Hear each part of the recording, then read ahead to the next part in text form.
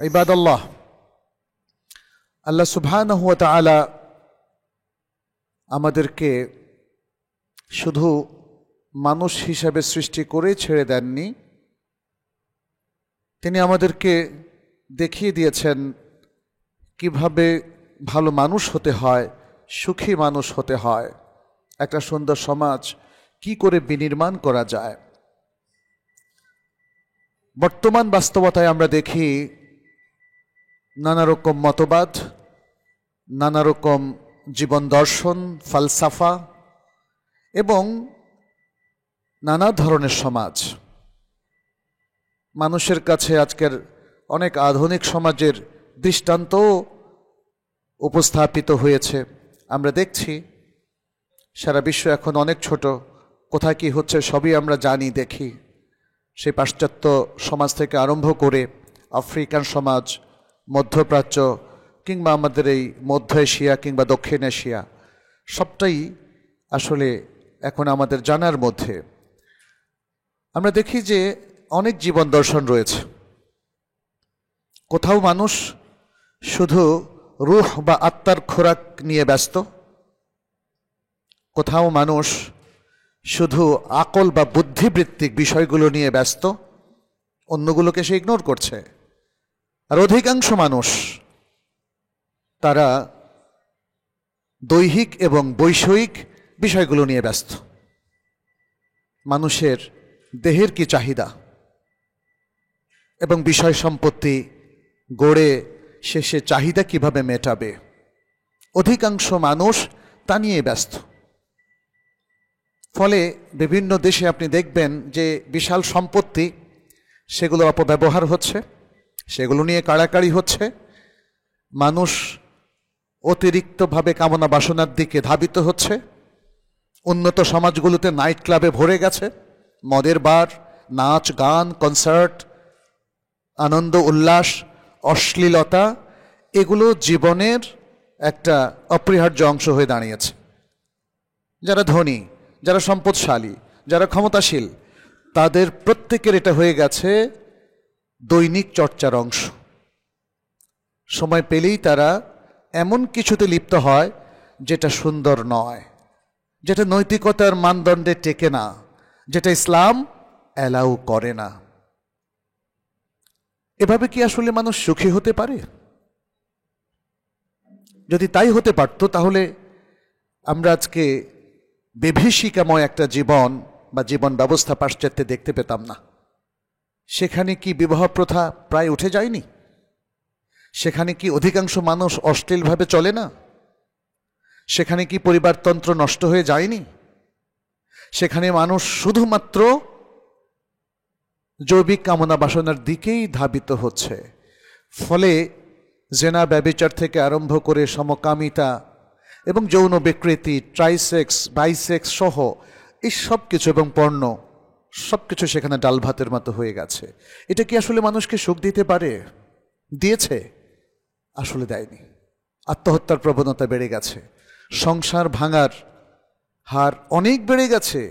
এবং এটা শুধু আধুনিক সমাজে নয়, আমাদের মুসলিম সমাজে এগুলো বেড়ে যাচ্ছে। কারণ সবাই সুখ খুঁজছে সেই সমস্ত সমাজ থেকে। তাদের উপকরণগুলো অনুসরণ করে আমরা সুখী হতে চাচ্ছি, আমরা আধুনিক জীবনের সৌধ গড়তে চাচ্ছি, আমরা উন্নত ব্যবস্থাপনা তৈরি করতে চাচ্ছি। মডেল কিন্তু ইসলাম নয়, মডেল হলো পাশ্চাত্য জগৎ, তাদের চিন্তা ভাবনা, এসব কিছু। অথচ সেখানে আমরা সেই সমালোচনায় না গিয়ে আমরা আজকে আসলে একটু গঠনমূলক কথা বলতে চাচ্ছি। যেটা বলতে চাচ্ছিলাম, সেখানে কোনো মডেলই কখনো তৈরি হবে না। কারণ ওহির জ্ঞান থেকে তারা ডিটাচড, তারা একদমই বিচ্ছিন্ন ওহি ছাড়া, এবং ওহির এলেম ছাড়া মানবতাকে সঠিক পথ আর কোনো কিছুই দেখাতে পারে না। সুখী জীবনের প্রতিশ্রুতি সকলেই দিচ্ছে, উন্নত সমাজ ব্যবস্থার প্রতিশ্রুতিও সবাই দিচ্ছে, কিন্তু সেটা আমরা কেউ পাচ্ছি না। ফ্রি কান্ট্রিগুলোতে যেখানে অবাধ মেলামেশা বৈধ, সেখানেও দেখেন মানুষ অস্থির, সুখ নাই, শান্তি নাই, খেয়াল করে দেখেন না। পারিবারিক জীবন বলতে কিছু নেই, প্রেম ভালোবাসা নাই, শুধু একটা জৈবিক তাড়না ছাড়া আর কিচ্ছু নেই। এবং সেই জিনিসটাই আমাদের সমাজে প্রতিষ্ঠিত হতে যাচ্ছে। অথচ সুখী জীবনের জন্য 3টা প্রধান শর্ত আছে। এই 3টা শর্ত পূরণ করা ছাড়া কোনো ব্যক্তি সুখী জীবনযাপন করতে পারবে না, অসম্ভব। প্রথম শর্তটা সেটি হলো মানুষের যে নেচার, স্বভাব এবং তবিয়াত, এটা জানতে হবে আপনাকে। আমরা ইমোশন দিয়ে চলি, ইমোশনাল ইন্টেলিজেন্স আমাদের অধিকাংশের নেই। তাহলে তবিয়ত অনুযায়ী তো চলছি না, আমরা তবিয়তটাকে এক্সপ্লোরই করি না, জানি না। মানুষের তবিয়তটা শিখতে হলে, জানতে হলে কোথায় যেতে হবে, সোর্সটা কি। আপনি নিজের ইচ্ছা মতো জীবন সম্পর্কে কনসেপ্ট নিয়ে যদি জীবন যাপন করেন, এটা হলো না। আপনাকে অবশ্যই মানুষের জীবনের যে নেচার, সেটাকে এক্সপ্লোর করতে হবে বিশুদ্ধ জ্ঞানের আলোকে, এবং এর যে চাহিদাগুলো আছে সেটা আপনাকে মেটাতে হবে। মানুষের জীবনটা কি শুধুই দেহ নির্ভর? প্রশ্ন। সেখানে কি রূহ নেই? সেখানে কি আকল নেই? তাহলে শুধু দেহের ক্ষুধা মেটালেই কি চলবে? দেহের কামনা বাসনা মেটালেই কি চলবে? যেটা বৈষয়িক উন্নয়ন ভিত্তিক সমাজ যেটা করছে। দ্বিতীয় যে শর্ত, সেটি হচ্ছে মানুষের যে সৃষ্টি কৌশল আল্লাহ সুবহানাহু ওয়া তাআলা তিনি অবলম্বন করেছেন, এবং মানুষের যে ফিতরাত তিনি দিয়েছেন, সেই ফিতরাত অনুযায়ী মানুষের যা কিছু প্রয়োজন সেটাকে বাস্তবায়ন করতে হবে। বিশ্বের কোথায় সেটা আছে? কারা সেই ব্যবস্থা অনুযায়ী মানুষের জীবনের সকল চাহিদা মেটাচ্ছে? কিন্তু সেই চাহিদা যদি মেটানো না হয়, আমরা সেটা নিয়ে আজকে আলোচনা করবো ইনশাল্লাহ, তাহলে মানুষ আসলে সুখী হতে পারবে না। শুধু বৈষয়িক সম্পত্তি দিয়ে বড় বড় প্রাসাদ, গাড়ি ঘোড়া, নানা ফ্যাসিলিটি তৈরি করে মানুষ সুখী হতে পারে না। 3 নম্বর যে শর্ত, সেটি হচ্ছে আমরা বলেছি মানুষের জীবনের যে চাহিদা, যে প্রয়োজন, যে নেসেসিটি, সেটাকে বাস্তবায়ন করা। কিন্তু এই বাস্তবায়ন কিভাবে করবে? এই বাস্তবায়নের যে সত্যিকার উসলুব, মেথড রয়েছে, মেথডোলজি রয়েছে, সে অনুযায়ী করতে হবে। জ্ঞানের যারা অনুসারী তারা জানেন প্রত্যেক জ্ঞানের একটা মেথডোলজি আছে। আপনি সেটাকে ভায়োলেট করে ওই জ্ঞানটাকে প্রতিষ্ঠিত করলে কাঙ্ক্ষিত ফলাফল পাওয়া যাবে না। সেটা যেটাই হোক, সায়েন্স হোক, সোশ্যাল সায়েন্স হোক, ইভেন অন্য যে কোনো ক্ষেত্রে আপনি যদি যে ইকুয়েশন এবং যে মেথডোলজি ফিক্স করা হয়েছে, অথবা যে ফিক্স তো আসলে মানুষ ইচ্ছে করে করেনি, এটা জ্ঞান থেকে উদ্ভূত, সেই মেথডোলজি ফলো করা ছাড়া সত্যিকার অর্থে আসলে কাঙ্ক্ষিত ফলাফল পাওয়া যাবে না। সুতরাং আমরা মানুষের জীবনের যে প্রয়োজন, যে চাহিদা যেটা মেটাচ্ছি, বাস্তবায়ন করছি, সেটাও একটা সুনির্দিষ্ট উসলুবে হতে হবে। অন্যথায় যে কোনো পদ্ধতিতে জীবনটাকে যদি পরিচালনা করা হয়, তাহলে সে কাঙ্ক্ষিত ফলাফল আসবে না। আমাদেরকে জানতে হবে যে আসলে কোন পদ্ধতিতে মানুষ সুখী হতে পারে, কারণ তার তো দুটো জীবন আছে, দুনিয়া এবং আখিরাত। আপনাকে দুটোর মধ্যে সমন্বয় করতে হবে। আপনি শুধু যদি দুনিয়ার জীবন নিয়ে ভাবেন, আখিরাতকে ইগনোর করেন, তাহলে আপনার জীবন ব্যবস্থা 180 ডিগ্রি উল্টো হয়ে যাবে। সুতরাং এই 3টা বিষয় আমাদেরকে মাথায় রাখতে হবে। আমরা প্রথমে যে বিষয়টা নিয়ে একটু আলোচনা করব, সেটি হচ্ছে মানুষ তাহলে কোন নিয়ম নীতিটা মানবে। আমরা যদি গস্তে বলে দেয় ইসলাম, সেটা ঠিক আছে, বাট আরেকটু বিশ্লেষণ করা দরকার। মানুষের জীবনের কম্পোনেন্ট হলো 3টা। একটা হলো রূহ, আর একটা হলো আকল বা ইন্টেলেক্ট যেটাকে আমরা বলি, আর আরেকটা হলো তার দেহ। তাহলে আমরা যদি দেখি যে আসলে এই 3টা জায়গায় কোন জীবন দর্শন প্রয়োজনীয় উপকরণ উপহার দিয়েছে, বা কোন পদ্ধতিতে আমরা এই তিনটা জায়গায় জীবনের চাহিদা মেটাতে পারি, তাহলে জীবনটা সুখী হবে। তিনটা জায়গায় কোনো একটা জায়গাকে ইগনোর করে জীবনটা আসলে সুখী হবে না, কারণ জীবনটা তো এই তিনটা মিলেই আল্লাহ সুবহানাহু ওয়া তাআলা আমাদেরকে তৈরি করে দিয়েছেন।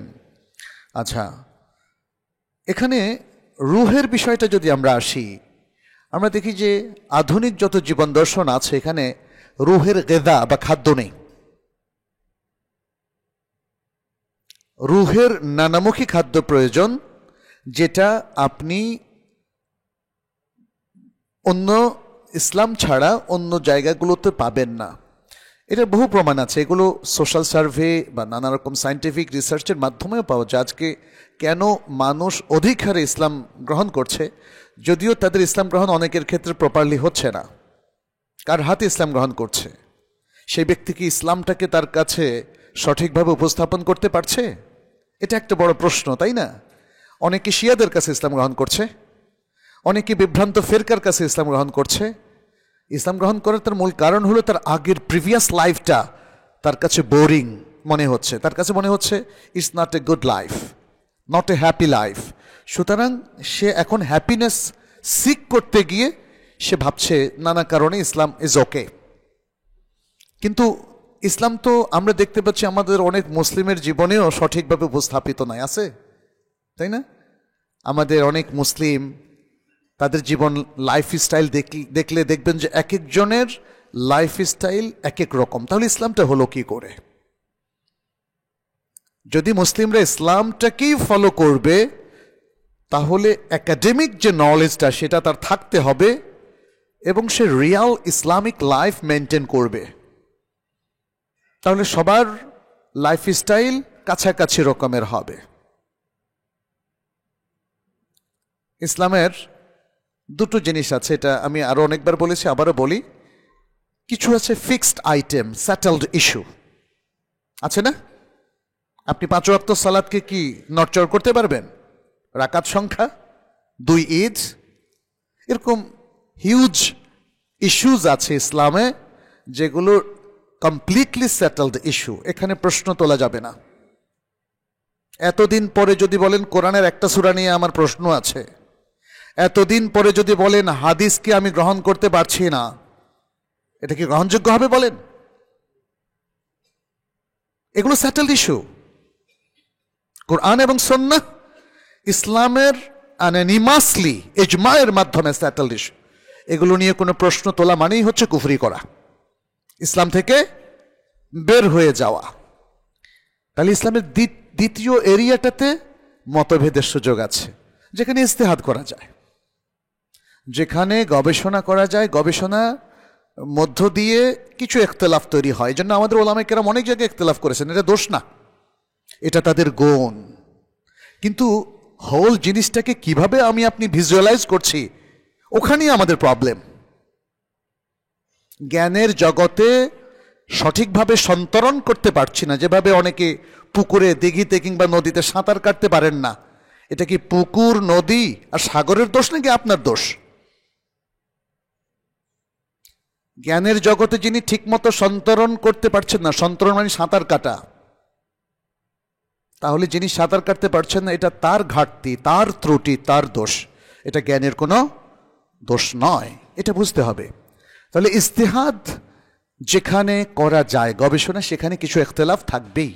এটা আপনি দেখেন সায়েন্টিফিক অথবা মেডিকেল সায়েন্সের অথবা সায়েন্সের যে কোনো জায়গায় যখন কোনো এক্সপেরিমেন্ট করেন বিজ্ঞানীরা কিংবা জ্ঞানী গুণীরা, সেখানে কি সবাই একমত হন? একমত হন না। যেগুলো সেটেলড ইস্যু সেখানে দ্বিমত করার সুযোগ নেই, বাট যেগুলো গবেষণা ধর্মী ইস্যু সেখানে দ্বিমত করার সুযোগ অটোমেটিক তৈরি হয়। ফলে আমাদের ব্যবহারিক জীবনের ফিকহের নানা বিষয়গুলো নিয়ে কিন্তু ইখতিলাফ হয়েছে, এবং এই ইখতিলাফ আজকে নতুন নয়। সাহাবায়ে কেরাম তারা তো সবাই নবী সাল্লাল্লাহু আলাইহি ওয়াসাল্লামকে দেখেছেন কিনা বলেন? তারা কি রাষ্ট্রীয় বিভিন্ন বিষয়ে ইখতিলাফ করেন নাই? অনেক কিছুতে তারা ইখতিলাফ করেছেন, এবং that was valid, till now it's valid. এই জন্য এগুলো নিয়ে এক্সট্রিম হওয়ার কোনো কারণ নাই। উগ্রতা ছড়ানোর কোনো কারণ নাই। শুধু আমাদেরকে রিয়ালাইজ করতে হবে কোনগুলো স্যাটেলড ইস্যু আর কোনগুলো ইজতেহাদি ইস্যু।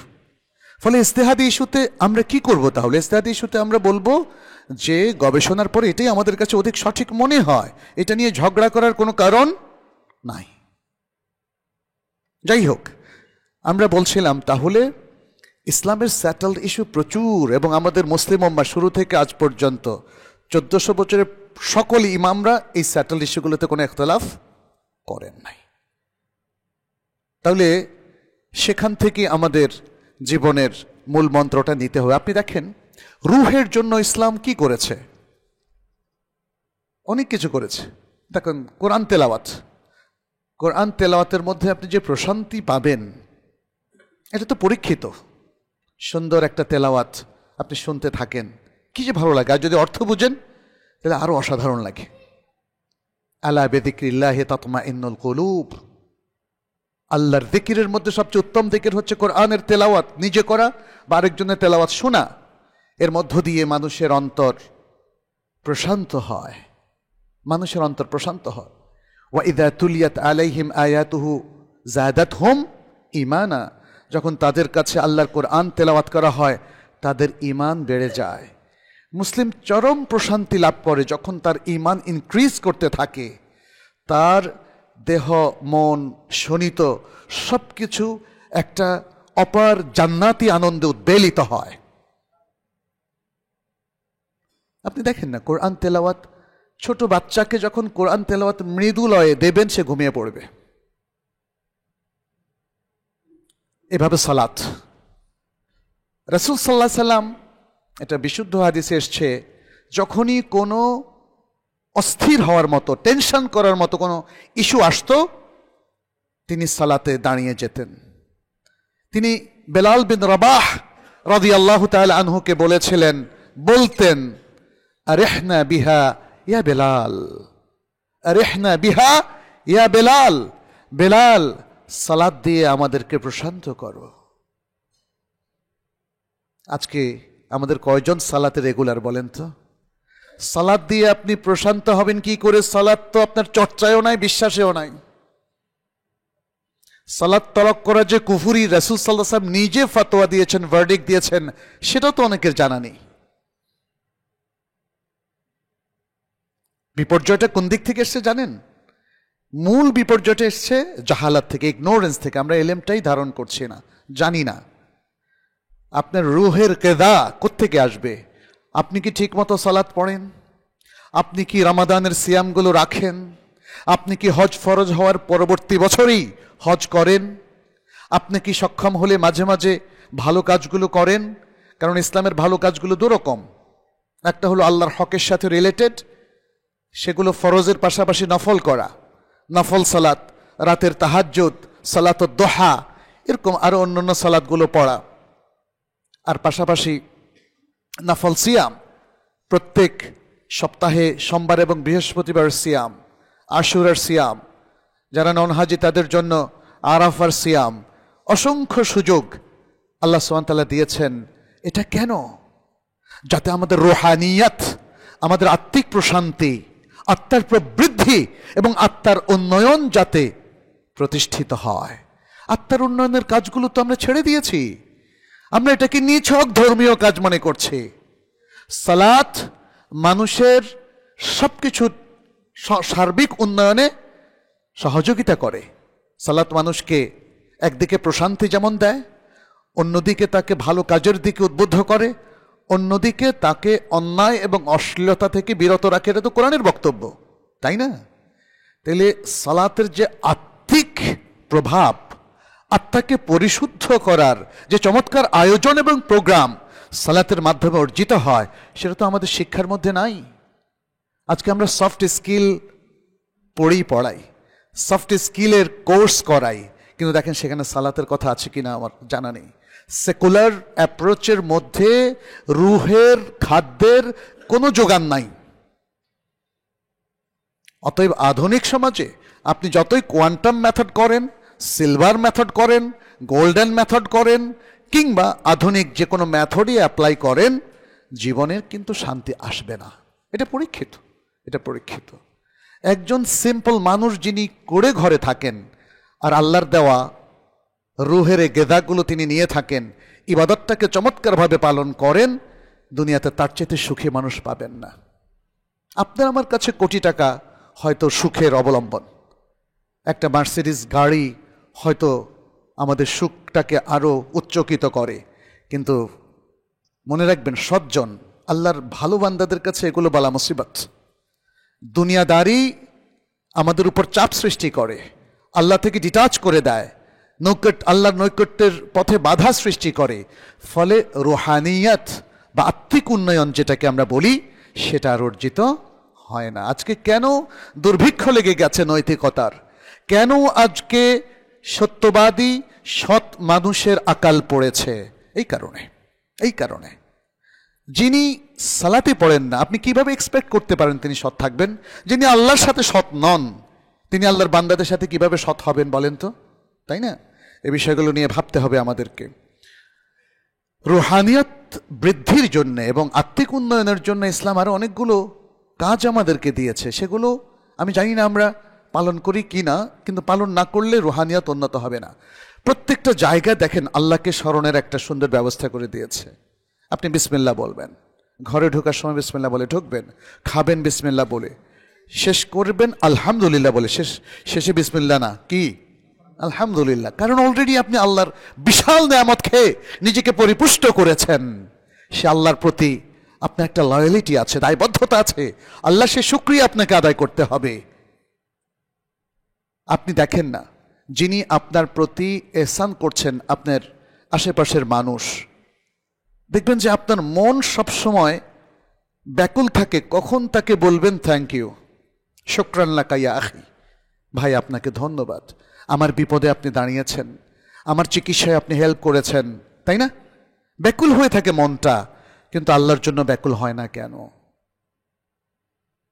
আপনার পাশের প্রতিবেশী, আপনার কোনো কলিগ, আপনার কোনো আত্মীয়, আপনার কোনো শুভাকাঙ্ক্ষী যদি আপনার কোনো উপকার করে থাকে, তার থেকে বিলিয়ন টাইমস বেটার উপকার কি আল্লাহ করেন নাই?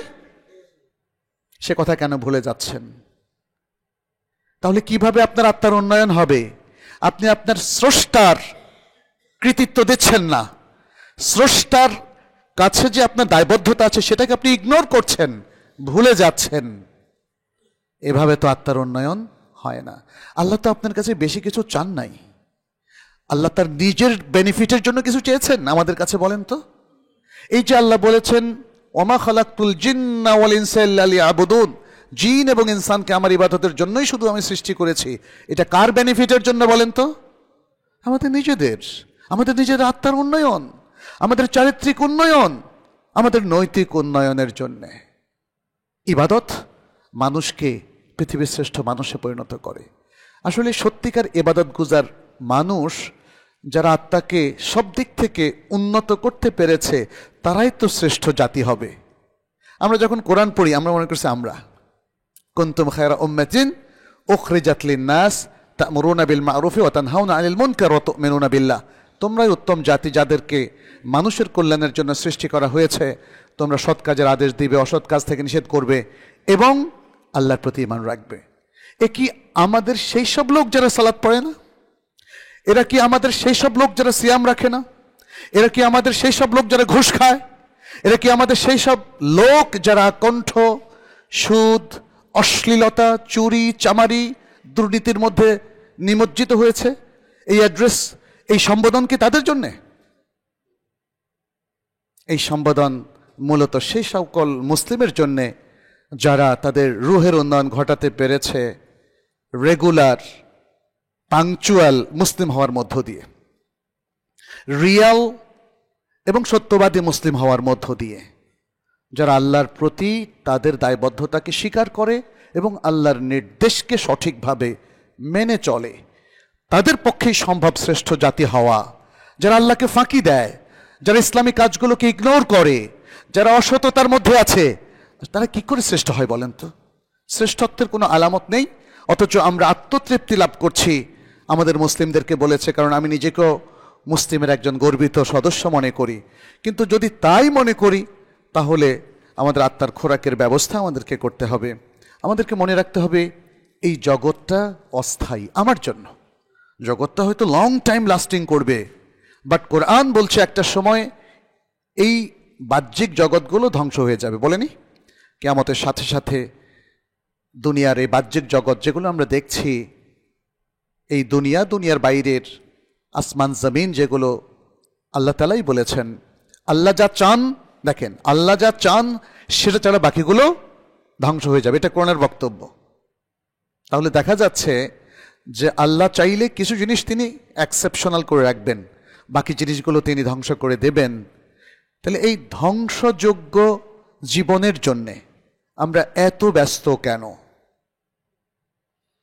আর জীবনটা আমাদের খুবই ছোট, 100 বছরের বেশি বাঁচেন আমাদের চোখে দেখা হয়তো কোটি মানুষের মধ্যে 2-1 জন, তাই না? প্রায় সবাই ছোট্ট একটা বয়স। আমরা যখন চাকরিতে ঢুকি তখন আমরা তরুণ, 25, 26, 27 হয়ে যায়। এরপরে 60 বছরের সময় চাকরি করে আবার রিটায়ারমেন্টে চলে আসেন। কত ছোট্ট জীবন, অথচ এই জীবনের জন্য আপনার সমস্ত প্ল্যান প্রোগ্রাম, আখিরাতের জন্যে আমার দুনিয়ার এই জীবনটাকে সুন্দর করার জন্য আমাদের কোনো প্ল্যান প্রোগ্রাম নাই বলেই পৃথিবীতে এত কঠিন সিচুয়েশনগুলো তৈরি হয়।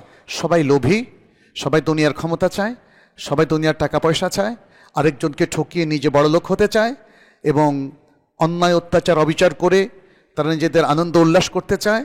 এমনকি অনেক মানুষ তারা যে ধর্ষণ করছে সেখানেও দেখেন দুনিয়ার এই ভোগ বিলাসের প্রতি তাদের লিপ্সা।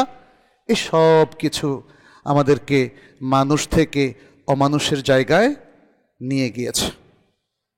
এই জন্য আল্লাহ সুবহানাহু ওয়া তাআলা বলছেন, উলাইকা কাল আনআমে বাল হুম আদাল, তারা হচ্ছে পশুর মতো, বরং তারা তার চাইতে অধম। পশু এত ঘুষ খায় না, পশু এত দুর্নীতি করে না, ও বড় জোর আরেকটা পশুকে খেয়ে ফেলে, এর বেশি কিছু করে না।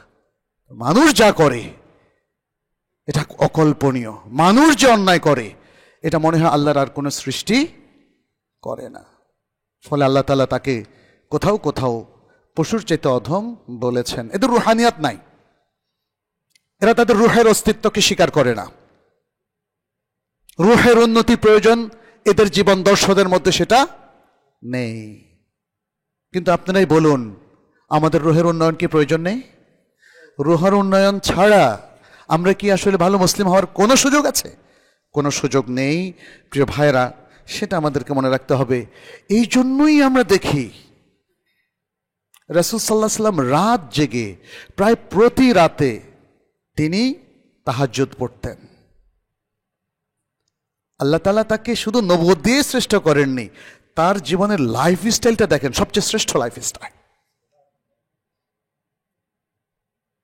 নবী সাল্লাল্লাহু আলাইহি ওয়াসাল্লামের এত রাত্রে জেগে নামাজ পড়ার দরকার আছে, একটা সার্টিফিকেট তো পেয়েই গেছেন তিনি বলেছিলেন, আফালা আকুনু আবদান শাকুরা, আমি কি আল্লাহর শুকরগুজার বান্দা হব না? কারণ আল্লাহর শুকরিয়া আদায়ের মধ্য দিয়ে আত্মিক শান্তি। আমি যদি আমার প্রভুর বিরুদ্ধে যাই, আমি যদি আমার প্রভুর স্বীকৃতি না দেই, আপনার আত্মা শান্তি পাবে না। নিজেকে গাদ্দার মনে হবে, নিজেকে আল্লাহদ্রোহী মনে হবে। সবার সামনে যদি সেটা লুকানো, কিন্তু রাতের গভীরে যখন আপনি একাকী অবস্থান করেন তখন আপনার মনে হবে তুমি তো মুনাফিক। নিজেকেই নিজের মনে হবে মুনাফিক।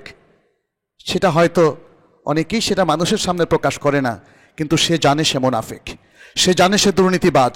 মানুষের সামনে সে একটা হিসাব দেয়, বলে না আমি সব ঠিক আছি। অতএব আত্মার উন্নয়ন ছাড়া আসলে কোনো কিছুই ঠিক নেই। আমরা দেখি সাহাবায়ে কেরামও তারা অনেক বেশি কোরআন পড়তেন। রমাদান আসলে এত কোরআন পড়া দরকার কি, তাই না? তারা রাত জেগে কোরআন পড়তেন, তারা রাত জেগে সালাত পড়তেন। কেন? আত্মার উন্নয়নের জন্য। আর সেটা আমরা দেখেছি তাদের লাইফ স্টাইলে।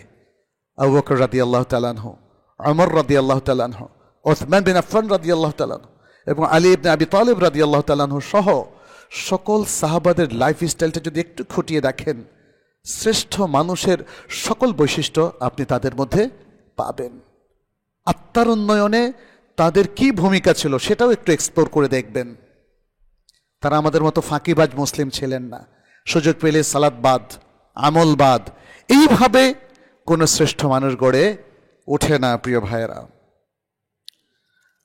এখানে দেখেন, ইসলাম আমাদেরকে এক্সট্রিম কোনো কিছুর দিকে ঠেলে দেয়নি। এটা বলেনি যে তুমি আত্মার উন্নয়ন করে দেহকে ইগনোর করো, বলেছে? বলেনি। আপনি পেট ভরে খেলে ইসলামকে আপত্তি করবে? আপনি আপনার কামনা বাসনা মেটানোর জন্য যদি বিবাহ করেন, ইসলামকে আপত্তি করবে? আপনি যদি এবং আপনার স্ত্রী যদি সন্তান পরিগ্রহণ করে, ইসলামের কোনো আপত্তি আছে? আপনি বৈধভাবে যদি 1000 কোটি টাকার মালিক হন, ইসলাম কি কোনো আপত্তি করবে? এই জায়গায় হচ্ছে ইসলামের ব্যালেন্স। আমরা দেখি যে আধুনিক যে সকল মতবাদগুলো আছে, তারা রুহের এই গেদাকে অস্বীকার করেছে, তারা ইবাদতগুলোকে অস্বীকার করেছে, এগুলোকে শুধু ধর্মীয় কিছু কর্মকাণ্ড বলে অস্বীকার করেছে। ফলে মানুষের জীবনটা ফাঁকা হয়ে গেছে। সে আজকে এরকম, কালকে এরকম, খুব দ্রুত সে সব কিছু পাল্টায়, কিন্তু শান্তির খোঁজে, কিন্তু শান্তি সে কোথাও পায় না, পাবেও না।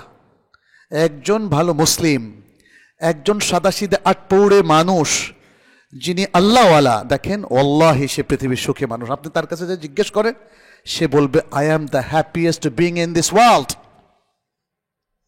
এটা সে দাবি করছে তা না, আসলেই আসলেই শান্তি তো মনে, ঠিক না? শান্তি তো মনে। আপনি যখন ভাববেন, বিলিভ করবেন যে আমি সুখী, আসলে তখনই আপনি সুখী। আপনার 1000 কোটি টাকা থাকার পরেও আপনি যখন ফোন দিয়ে আঁটেন কিভাবে অন্যের সম্পত্তি দখল করবেন, কিভাবে অন্যকে ঠকাবেন, আপনি কিন্তু সুখী নন। আপনি নিজের উপর অযাচিত অন্যায় চাপ নিচ্ছেন, এবং এই চাপের কারণে আপনি কখনোই সুখী হতে পারবেন না। দ্বিতীয় বিষয়টা আসি আমরা আকল, বুদ্ধি। ইসলাম বোধ করি যতটা বুদ্ধির পরিচর্যা করেছে আর কেউ সেটা করেনি।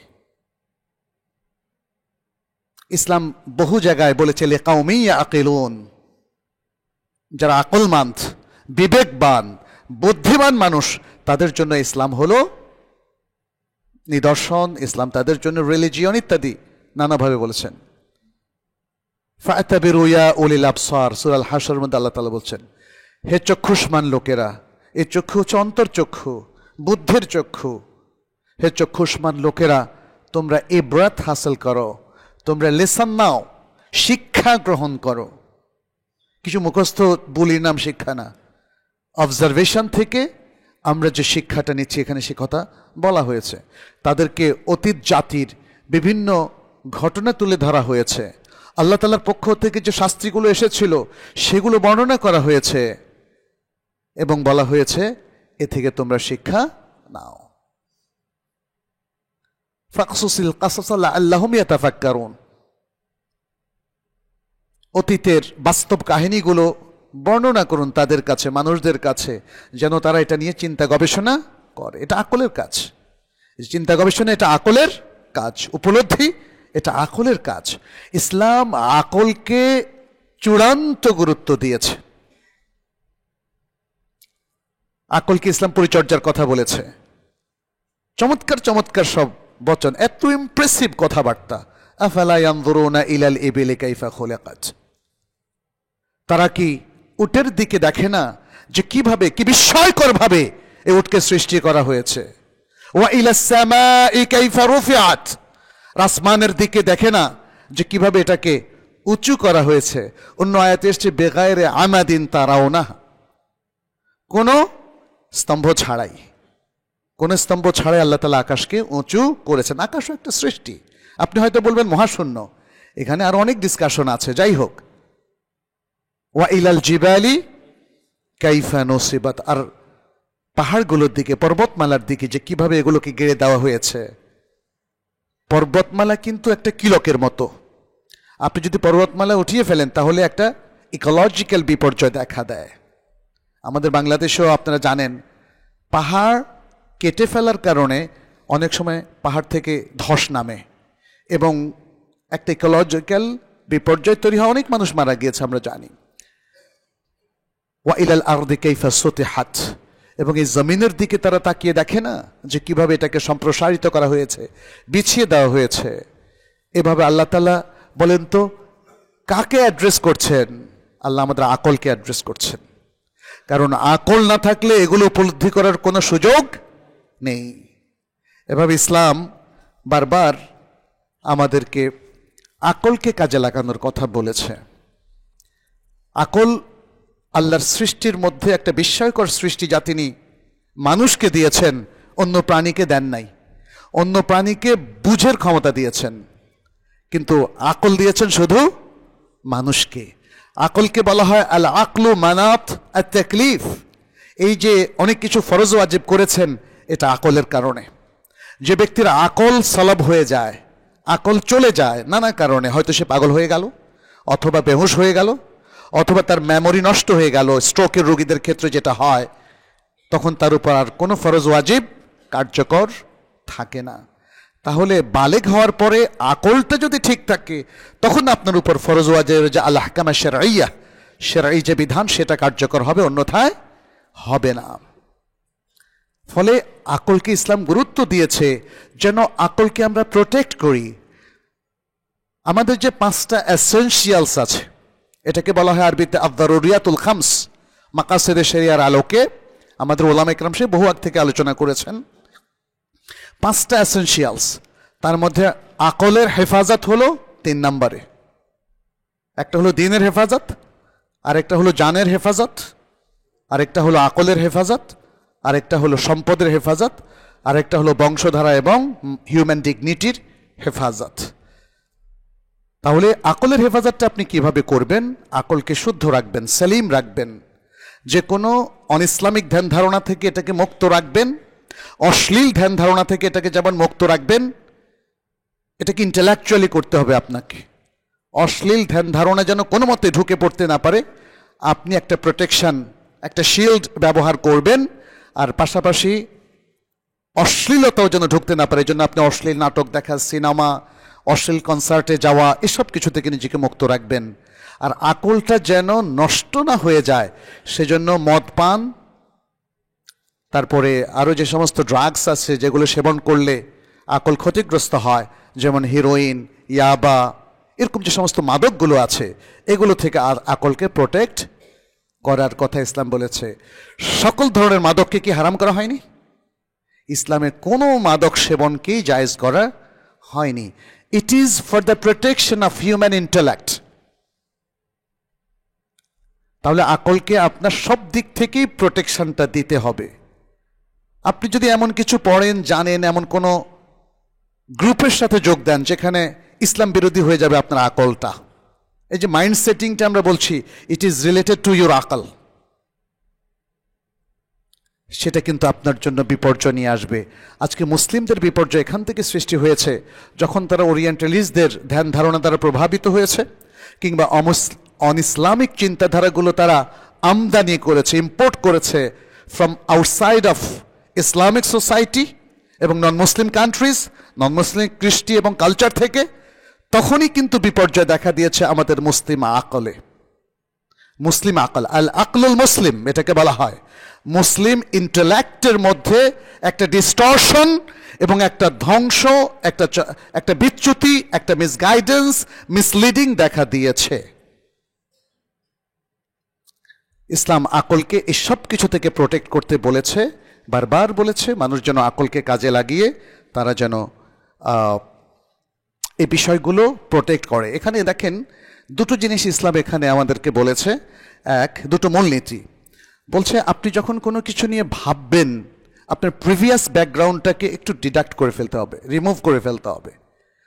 সম্পূর্ণ স্বাধীনভাবে হক এবং অন্যান্য বিষয়গুলো যদি বিশ্লেষণ করেন, তাহলে আপনার ফিতরাত এবং আপনার ন্যাচারাল আকল এবং ইন্টেলেক্ট আপনাকে হকের দিকে নিয়ে যাবে।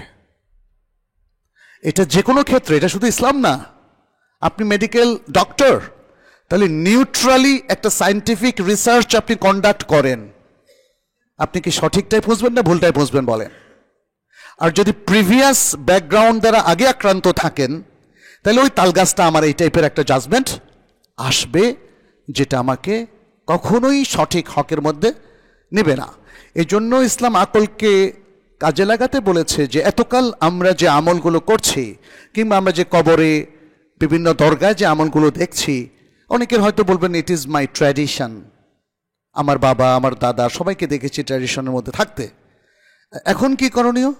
আপনি যদি বলেন যে এই ট্র্যাডিশনটাকে মাথায় রেখে আমি ভাবতে চাই, ওটাকে ঠিক রেখে আমি ইসলামকে পালন করব, তাহলে কি আপনি সঠিক সিদ্ধান্তে আসতে পারবেন? নো, আপনাকে আগের সমস্ত প্রিকশন থেকে, ফ্রি কনসেপ্ট থেকে মুক্ত হয়ে আপনাকে রিয়াল হকটাকে এক্সপ্লোর করতে হবে, যেমনটি করেছিলেন সাহাবায়ে কেরাম।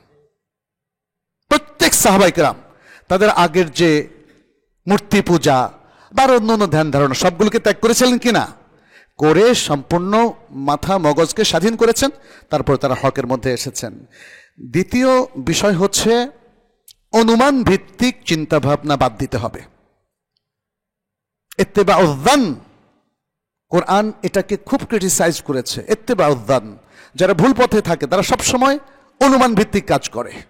অনুমান, জ্ঞান তাদের কাছে নাই। ইসলাম বলেছে জ্ঞানের অনুসারী হতে, অনুমানের নয়। আপনি নিজেই বুঝতে পারবেন আপনি যেটার উপর এখন স্টিফ হয়ে আছেন এটা কি অনুমান নাকি এটা নলেজ। আমাদের এখানে একটা বিপর্যয়ের কথা বলি। আমাদের মুসলিম সোসাইটিতে আমাদের অনেক মানুষ জানেই না যে কোনটা নলেজ, মনে করে আমি যেটা ভাবছি সেটাই নলেজ। নলেজের তো কিছু ক্রাইটেরিয়া থাকে, তাই না? নলেজের কিছু ক্যারেক্টারিস্টিক্স থাকে, ফিচার থাকে। যদি নলেজের মধ্যে সেই ফিচার, সেই ক্যারেক্টারিস্টিক্স আপনি না পান, তাহলে কিভাবে নলেজ হবে? আমি বললাম যে এই জায়গায় একটা ভয়ঙ্কর কিছু একটা আছে। আপনি বললেন যে দেখান কি আছে, কোনো আলামত আছে? আমি বললাম না, কোনো আলামত নাই। এটা আমার মনে হয়। এটা কি নলেজ বলেন তো? আপনি বললেন এটা ইবাদত, একটা নির্দিষ্ট কাজকে বললেন এটা ইবাদত। আমি বললাম তাহলে ঠিক আছে, ভালো। ইবাদতের জন্য মূলনীতি হচ্ছে কোরআন বা হাদিসের কোনো দলিল থাকতে হবে, কারণ আপনি তো আল্লাহর পক্ষ থেকে ওহীপ্রাপ্ত নন। ওহী কি নাজিল হয় এখনকার উপর? তাহলে আপনি কিভাবে জানলেন যে এটা ইবাদত? সেটা একটু জানান। বলছে না, এটা আমরা পালন করে আসতেছি, বাপদাদা পালন করে এসছে, এই জন্য এটা ইবাদত। This is not knowledge, this is not knowledge. Knowledge হলো which is in the Quran and the Sunnah and according to the explanation of the real authentic ulama scholars. একটা জাহিল মানুষ একটা ব্যাখ্যা করলে সেটা গ্রহণযোগ্য হবে না।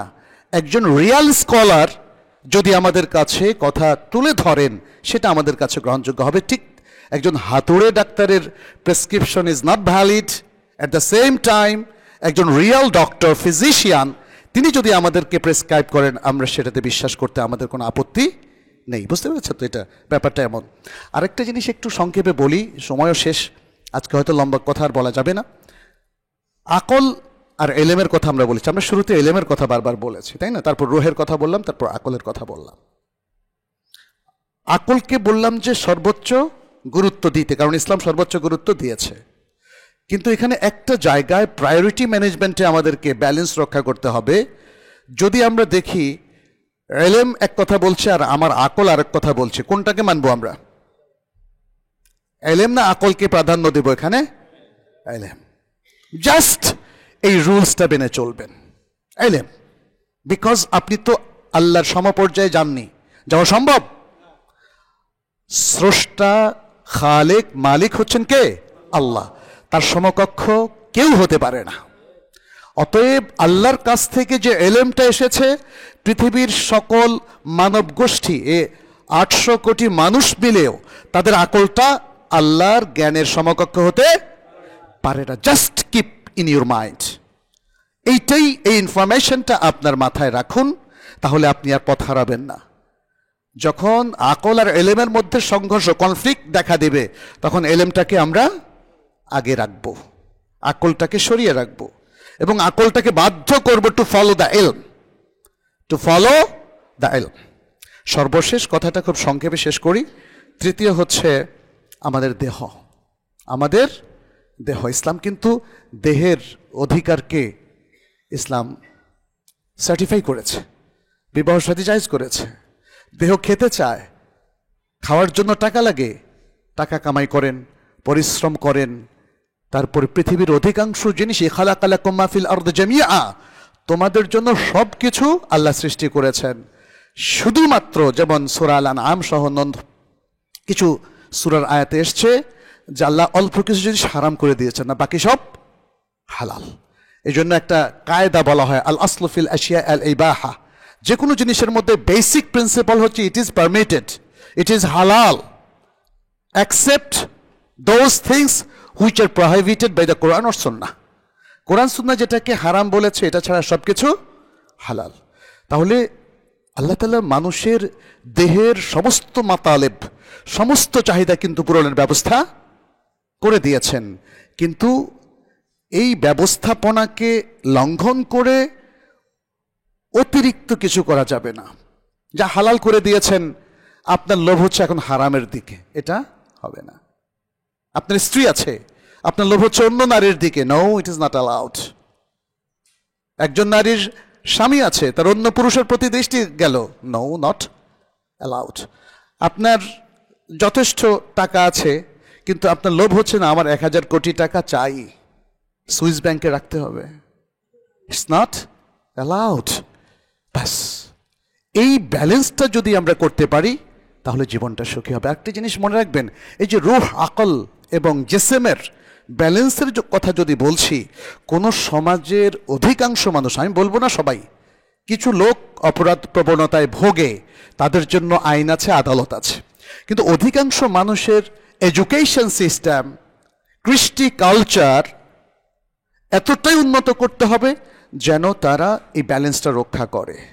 যদি সেটা করতে সমর্থ হয়, এবং যারা বিশেষ করে ব্যক্তিগতভাবে পার্সোনালি করতে পেরেছে, তারা সুখী মানুষ। চারিদিকে অসুখী মানুষ থাকলেও সে সুখী মানুষ হবে।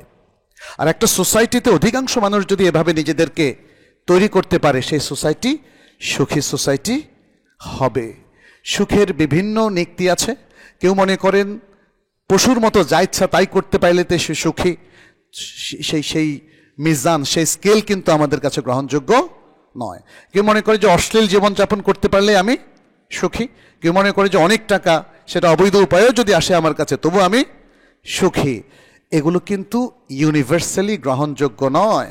এটা কোনো কোনো ব্যক্তির ব্যক্তিগত চয়েস হতে পারে, সেটার উপর ভিত্তি করে আসলে সমাজ, রাষ্ট্র, বিশ্ব ব্যবস্থা গড়ে উঠতে পারে না। বিশ্ব ব্যবস্থা গড়ে উঠবে ইউনিভার্সাল একটা সিস্টেমের উপর, এবং ইসলাম হচ্ছে সেই সিস্টেম। আসুন আমরা সেটা বোঝার চেষ্টা করি এবং নিজেদের মাইন্ডসেটটাও সেভাবে করে নেই। নিশ্চয় আল্লাহ তাআলা আমাদেরকে কখনোই বিমুখ করবেন না। আমরা যদি তার দিকে এগিয়ে আসি, তিনি আমাদের দিকে আরও ডাবল বেগে এগিয়ে আসবেন। এটা তো সহিহ হাদিসের মধ্যে এসেছে। আমরা যদি তার কাছে হাত তুলি, তিনি আমাদের সে হাতগুলোকে, আমাদের দোয়াগুলোকে তিনি কবুল করবেন ইনশাআল্লাহ। আল্লাহ যেন আমাদেরকে একটা সুখী সুন্দর সমাজের নাগরিক হিসাবে থাকার তৌফিক দান করেন এবং আমাদেরকে ভালো মুসলিম হওয়ার তৌফিক দান করেন। আকুলু কাউলি হাযা ওয়া আস্তাগফিরুল্লাহ লি ওয়া লাকুম ওয়া লিসাইরিল মুসলিমিন ফাস্তাগফিরুহু ইন্নাহু হুয়াল গাফুরুর রহিম। আলহামদুলিল্লাহি রাব্বিল আলামিন ওয়াল আকিবাতু লিল মুত্তাকিন ওয়া উসাল্লি ওয়া উসাল্লিমু আলা নাবিয়িনা মুহাম্মদ ওয়া আলা আলিহি ওয়া আসহাবিহি আজমাইন। আম্মা বা'দ, আইয়ুহাল মুসলিমুন ইত্তাকুল্লাহ আযজা ওয়া জাল واتبعوا سنة نبيكم وكونوا عباد الله المخلصين المؤمنين المتقين. نسأل الله سبحانه أن يجعلنا وإياكم من عباده المقربين. تقبل منا إنك أنت السميع العليم. সম্মানিত উপস্থিতি, খুব সংক্ষেপে দু একটি কথা শুধু বলবো। আমরা যে কথাগুলো বললাম সেই কথাগুলো বোঝা, জানা এবং আমল করার জন্য আসলে তালেবুল ইলম হতে হবে, সিকার অফ নলেজ, জ্ঞান অনুসন্ধান করতে হবে। শুধু একটা আলোচনা থেকে আপনি কিছু কনসেপ্ট পেলেন, কিন্তু ফুল জিনিসটাকে তো ভিজুয়ালাইজ করার জন্য প্রচুর পড়তে হবে। আমাদের ইসলামের যে সোর্স অফ নলেজ, কোরআন সুন্নাহ এবং তার তাফসির, শরাহ, এগুলো যেমন পড়তে হবে, রিয়াল এবং অথেন্টিক স্কলার যারা আছেন তাদেরও লেখা বইগুলো আমাদের পড়তে হবে। তাহলে ইসলামটাকে আমরা ইনটেক সেভাবেই বুঝতে পারবো, উপলব্ধি করতে পারবো যেভাবে নবী সাল্লাল্লাহু আলাইহি ওয়াসাল্লামের উপর নাজিল হয়েছে। এই জন্য জ্ঞানমুখী হতে হবে। আর জ্ঞান তো একদিনে সব আসে না, আপনাকে একটা লং টার্মে প্ল্যান করতে হবে। আমরা সেই জন্যে আপনাদের কাজের সহযোগিতার জন্য আমরা বেশ কিছু প্ল্যাটফর্মও তৈরি করেছি। এর মধ্যে একটি হচ্ছে, এখানে ডিআইসি আছে, আপনারা জানেন, ড্যাফোডিল ইসলামিক সেন্টার, আপনারা সেটার সাথে কানেক্টেড থাকবেন। আর এর বাইরেও আমাদের সহযোগী প্রতিষ্ঠানে, এবার সুন্নাহ কনফারেন্সে যারা আমাদের সহযোগিতা ছিল তার মধ্যে অন্যতম একটি প্রতিষ্ঠান হচ্ছে তাইবা একাডেমি। এটা একটা অনলাইন প্ল্যাটফর্ম, সারা বিশ্বের প্রায় বাংলা ভাষাভাষী 40টা 50টা দেশে যারা আছেন তারা আমাদের এখানে ছাত্র প্রায় 13,000-এরও বেশি ছাত্র অলরেডি এতে এনরোল করেছে। এখানে ইউনিক বেশ কিছু কোর্স দেওয়া হয়েছে। একটা হলো ডিপ্লোমা ইন ইসলামিক স্টাডিজ, 1 বছরের 2টো semester, diploma in Arabic language, তারপরে তালিমুল কোরআন লেভেল 1 লেভেল 2, এছাড়াও আরও ইসলামের আলোকে পারিবারিক জীবন, বেশ কিছু ইন্ডিভিজুয়াল ছোট ছোট কোর্স আছে। এর মধ্যে অনেকগুলো কোর্স ফ্রিও আছে। তো আমরা আপনাদের সাথে জাস্ট এটাকে একটু পরিচয় করিয়ে দিলাম যে জ্ঞানের জগতে যেখানে অথেন্টিক নলেজ পাওয়া যায় সেখানে কিন্তু আমাদের একটু বিচরণ করতে হবে। জ্ঞানের জগতে বিচরণ করলে দেখবেন জ্ঞানের আলো এসে পড়বে। যেমন আপনি একটা লাইটের আশেপাশ দিয়ে গেলেও লাইটের আলোটা পাওয়া যায়। তা আপনাদের জন্য সেই নাসিহাটা থাকলো। আসুন আমরা জ্ঞানের জগতে বিচরণ করি, ভালো মানুষদের সাথে একটা রিলেশন গড়ে তুলি। এখানের যে ডিআইসি ইসলামিক সেন্টার আছে, ড্যাফোডিল ইসলামিক সেন্টার, তার সাথেও আমরা নিজের অ্যাফিলিয়েটেড হয়ে যাই, নানাভাবে সম্পৃক্ত হই ভলেন্টিয়ার হিসাবে বা অন্যান্যভাবে। তাহলে দেখা যাবে যে এখানে পরিবেশ আরও অনেক উন্নত হয়েছে, সুন্দর হয়েছে, মানুষের মধ্যে নৈতিকতা বোধ বেড়ে গিয়েছে। এটা ইসলামের অন্যতম উদ্দেশ্য। আপনি নামাজি হলেন আর ঘুষ খেলেন, ইসলামে এরকম ব্যক্তি চায় না। ইসলাম চায় যিনি ইসলাম গ্রহণ করবেন, মুসলিম হবেন, সালাত পড়বেন, ফরজ ওয়াজিব পালন করবেন, তিনি আবার সৎ ব্যক্তিও হবেন, তিনি সমাজের একজন কল্যাণকামী হবেন, তিনি মানবতার বন্ধু হবেন, তিনি একজন সজ্জন হবেন, সৎ নাগরিক হবেন। এটা ইসলাম চায়। সেই চাওয়াটাকে আমাদের উপলব্ধি করতে হবে, সেই গোলটাকে, সেই লক্ষ্যটাকে আমাদের বাস্তবায়ন করতে হবে। আসুন আমরা সেটা করি। আল্লাহ আমাদের সবাইকে তৌফিক দান করুন। আমাদের যে ভুল বিভ্রান্তি আছে আল্লাহ যেন সেটাকে ক্ষমা করে দেন। আল্লাহ যেন ভালো ভালো কাজ করার তৌফিক দান করেন। আল্লাহ যেন আমাদের এই দেশটাকে রক্ষা করেন, ভেতরের বাহিরের সব ষড়যন্ত্র থেকে আমাদের বাংলাদেশকে আল্লাহ যেন রক্ষা করেন, এবং আমরা সবাই যেন সুন্দরভাবে ভালো নাগরিক হয়ে এই দেশটাকে সোনার বাংলাদেশ হিসাবে গড়ে তুলতে পারি, সে তৌফিক দেন। এখানে যত অন্যায় অবিচার আছে, এখানে যত ভুল বিভ্রান্তি আছে, এখানে যত অশ্লীলতা আছে, আসুন সকলে মিলে আমরা সেটাকে প্রতিহত করি। আল্লাহ যেন সে তৌফিক আমাদেরকে দান করেন। আমাদের সবার হাজাত আল্লাহ যেন পূরণ করেন। যারা অসুস্থ তাদেরকে সুস্থতা দান করেন। যারা মারা গিয়েছেন আল্লাহ যেন তাদের কবর আযাব মাফ করে দেন, তাদেরকে জান্নাতুল ফেরদাউস নসিব করেন।